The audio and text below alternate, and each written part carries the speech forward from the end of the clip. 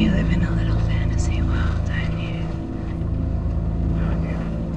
Yes, because it's so much more fun. Enjoy yours. Changes every day. Hi folks, I'm Ignatiy Vishnevetsky. And I'm Alex Dowd. We're in the Onion Ink Lounge, just a floor below the AV Club office. Welcome to Film Club.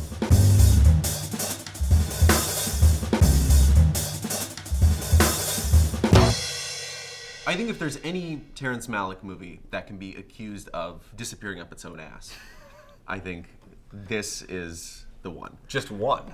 Since Tree of Life, basically.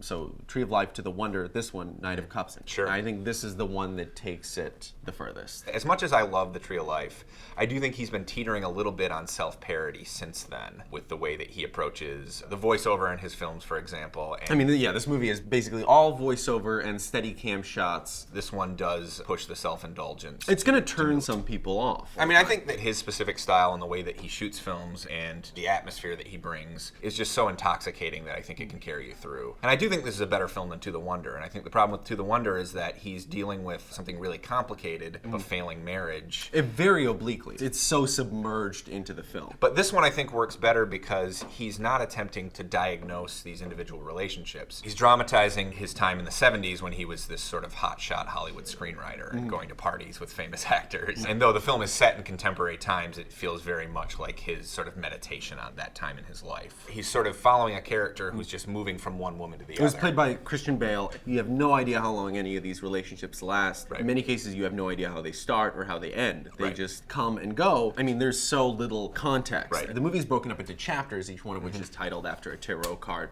Night of Cups is a tarot card as well. But I think that the real organizational principle of the film is these relationships. And his style is built around withholding so many things. What is it that this movie gives you? I think he provides an emotional logic. I think that there are very few filmmakers whose editing and whose structure evokes memory the way his does. And this to me feels like Malick is looking back on this chapter in his life and he's looking at these various relationships, and the way that the film moves from one to the other feels really intuitive. It just feels like the way that your mind would wander thinking about this. Tree of Life is a great example of a film that feels just based on the level of detail you see in the film. You can't help but always think that it's coming from somebody's memories. You build this entire sense of these characters' lives out of these little remembered moments. Right, it's hyper-specific. Yeah, it's hyper-specific, but you know what? I do not get that from this film. It's so vague in the way it envisions Hollywood, and perhaps that's because Hollywood really is just people in convertibles going to pool parties, and Fabio is there for some reason. Yeah, I mean, the whole thing has this folkloric framework where basically they're telling this story in voiceover about this prince who drank from this cup and fell into this slumber. I think that he wants to see LA in these kind of mythic terms as well. It's this golden city. To me, it seems like the framework is so archetypal. But we get studio backlots, people in sunglasses, classic convertibles. Totally empty studio backlots. Yeah, by the totally way. empty. Just stripped of any human beings. Mansions with columns, everything covered in marble. This is very much a film about memory, I think, and that makes sense that the way that we remember a place might not be the way that it actually is. But you do get these moments that have no place in the narrative except to create a sense of maybe how this person remembers a space. There's an early scene where the Christian Bale character wakes up during an earthquake, and he walks out into the street, and everybody else is also in the street in their pajamas, looking around, and then there's kind of an aftershock. That's like, this is a hyper vivid moment from your life that you'll never forget. And Yeah. that's what a lot of this feels like. We can talk all we want about how this film is working out some kind of issues from Malick's past. But the question is it doing anything for anyone else? You know, what is this going to do for anyone other than Terrence Malick? Will anybody else have the kind of personal connection to it that he does? No. But I think that, like a lot of his films, if you kind of let this thing wash over you, there's a lot of just basic audiovisual pleasures in experiencing it. I think it does provoke sometimes at least the kind of awe that he's kind of constantly aiming for. I did enjoy this movie. I don't think it's one of his better films. But let me play devil's advocate. Don't you feel like he just has a handful of tricks that he's just repeating over and over again? I mean, you get the same kind of steady cam movement over and over and over again. But I mean, there is some novelty in seeing Malick film urban spaces the way that he normally films nature, and finding the sort of beauty and grandeur in steel and glass. But you don't feel like a lot of Los Angeles there just looks very blank? It looks empty, but I think it looks empty in the way that something like the Grand Canyon looks empty. And I think that that's what he's often going for in the way that he depopulates the city and the way that he films it. Well, I mean, I can't think of another filmmaker who could make a strip club look like a church, but he does at one point. He's looking for transcendence in a strip club at a pool party, you know, in Hollywood, which there's a perversity to that in general. I think what I find really interesting about Malick's recent work is that I'm simultaneously sort of charmed by the fact that he's making movies faster, but what I think is interesting is that I don't think anybody looks at To the Wonder or Night of Cups and thinks that these are on par with his other films. So I'm kind of caught between being glad that he's making movies faster and also realizing that maybe the enormous amount of time he normally takes on a movie is maybe necessary to reach the sort of profound levels that a Terrence Malick movie can reach. And I'm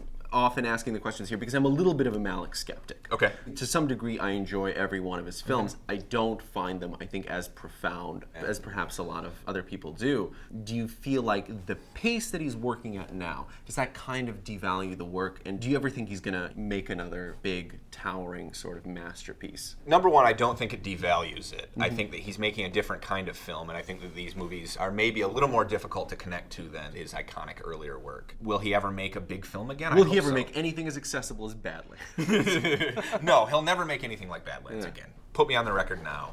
He's never going to make a movie like that again. People talk about mature periods for a filmmaker. I think The Tree of Life is where he's still kind of in that same mode at this point. He seems to be dealing with issues from his life. Right. It's something that we presume because his biography is somewhat murky. It's interesting because I do think that he's gotten to a point where the sort of traditional constraints of 3-act storytelling no longer really applies to his work. He's more an art director than he ever was before. Now he's working almost purely with image, with sound, with editing, and narrative just takes a complete back seat.